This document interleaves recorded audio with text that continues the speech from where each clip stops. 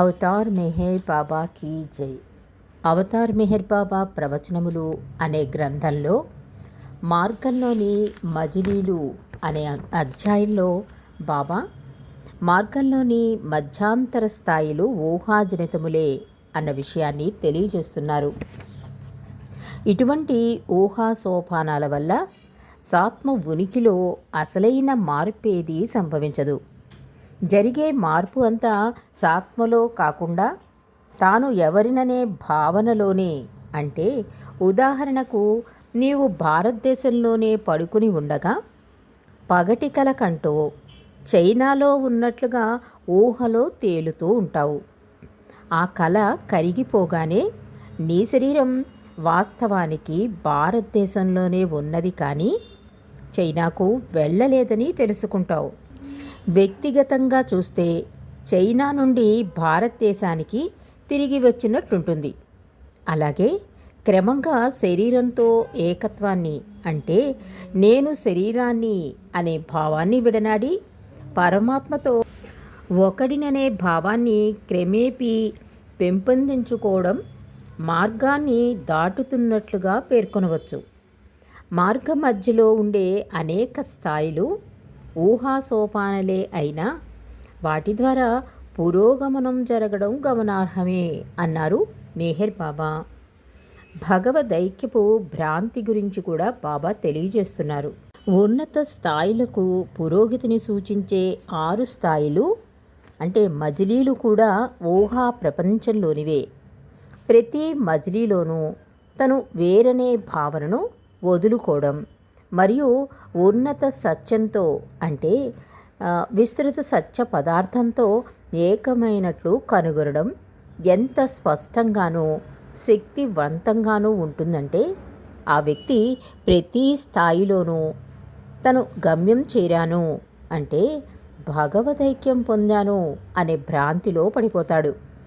ఏ విధంగానైతే కొండ ఎక్కే ఒక వ్యక్తి మార్గ మధ్యంలో లోతుగా ఉన్న లోయను చూచి ఆ లోయ దృశ్యంతో చకితుడై అసలు చేరవలసిన గమ్యాన్ని విస్మరించి కొంత సమయమునకు తాను గమ్యాన్ని చేరాననే భావనను పొందుతాడో, అదేవిధంగా సాధకుడు మధ్యంతర మజిలీలనే గమ్యంగా భావించే భ్రాంతికి లోనవుతాడు. కానీ గమ్యాన్ని చేరడానికి దృఢ సంకల్పం కలిగి ఉన్న సాధకుడు కొంతసేపటికి తేరుకుని ఆ లోయ దాటి వెళ్ళాలని తెలుసుకుంటాడు.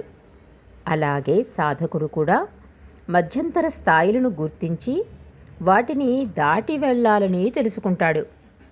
మధ్యస్థాయిలోని మజిలీలలో ఉండగా భగవదైక్యం సిద్ధించినట్లు కలిగే భ్రాంతి వాస్తవంగా నిద్రలోనే ఉన్న వ్యక్తి మేలుకొనకుండానే మేలుకున్నట్లు కలగనడం లాంటిది. నిజంగా మేలుకున్న తర్వాత అంతకుముందు మేలుకున్నట్లు కలిగిన భావన కేవలం స్వప్నమే అని గుర్తిస్తాడు. ఇక భూమికలు, స్థితులు, దీని గురించి బాబా అంటున్నారు, పురోగమించడంలో ఉండే ప్రతి నిర్ణీత స్థాయి ఒక చైతన్య స్థితికి ప్రతీక.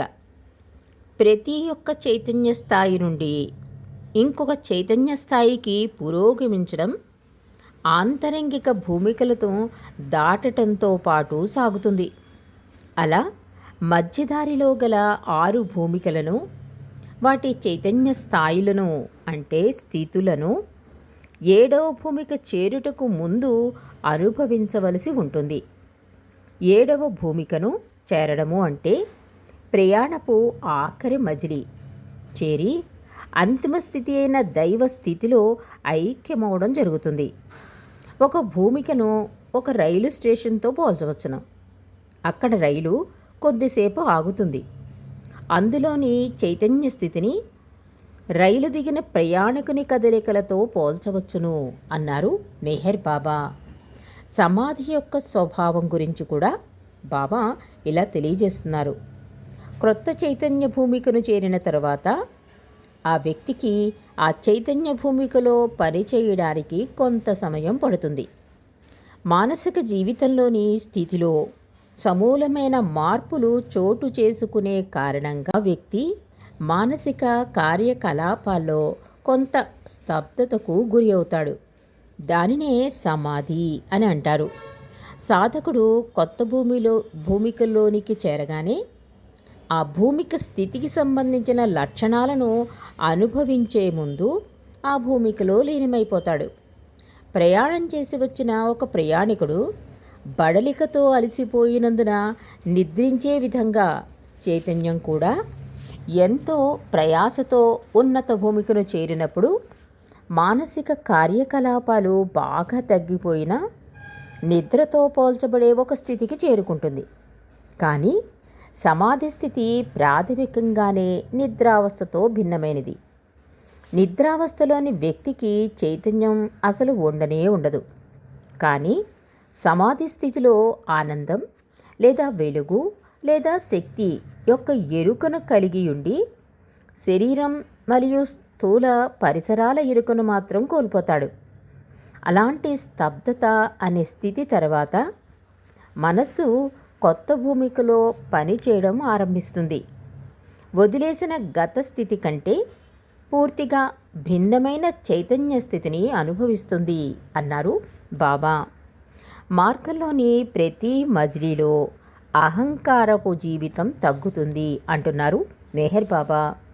సాధకుడు కొత్త భూమికలోనికి ప్రవేశించినప్పుడు దానిలో లీనమైపోతాడు.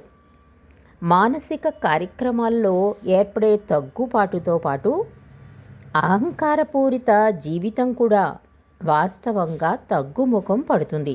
అలా అహంకారపు జీవితం తగ్గుముఖం పట్టడం 7వ భూమికలో జరిగే అహంకారం యొక్క ఆఖరి వినాశనమునకు భిన్నమైనది. 7వ భూమికలో జరిగే అహంకార వినాశనంలాగే మధ్య 6 భూమికల్లో జరిగే అహంకార క్షీణత కూడా దాని సామ్యమైన ప్రాధాన్యత దృష్ట్యా ప్రత్యేకంగా చెప్పుకోదగినదే. సూఫీ ఆధ్యాత్మిక సాంప్రదాయంలో అహంకారం యొక్క ఆఖరి నిర్మూలన ఫనాఫిల్లాగా వర్ణించబడింది. మరియు అంతకుముందు ద్వంద్వాల పరిధిలో గల 6 భూమికల్లోని సమాధి స్థితి కూడా ఫనా యొక్క దశలుగా గుర్తించబడింది. ఎందుకంటే ఆ స్థితుల్లో కూడా అహంకారం పాక్షికంగా వినాశనం చేయబడుతుంది అన్నారు మెహర్ బాబా. మరిన్ని విశేషాలను రేపు తెలుసుకుందాం. అవతార్ మెహర్ బాబా కీ జై.